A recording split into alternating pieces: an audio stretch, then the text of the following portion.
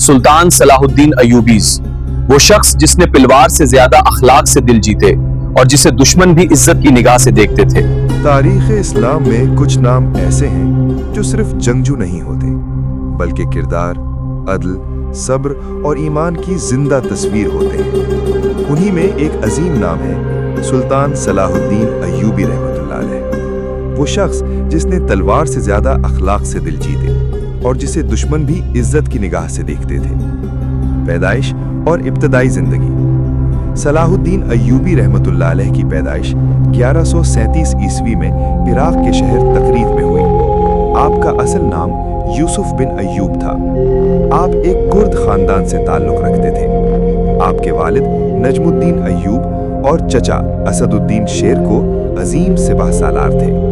بچپن میں صلاح الدین رحمۃ اللہ علیہ کو جنگ و جدل سے زیادہ علم، دین اور اخلاق سے دلچسپی تھی۔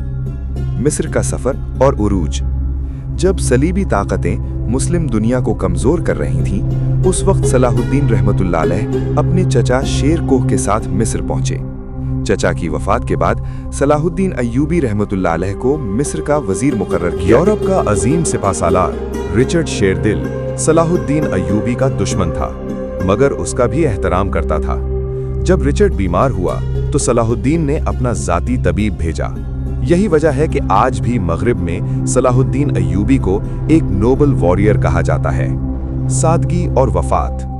اتنی بڑی سلطنت کا حکمران ہونے کے باوجود صلاح الدین ایوبی نہ سونے میں سوتے تھے نہ خزانے جمع کیے۔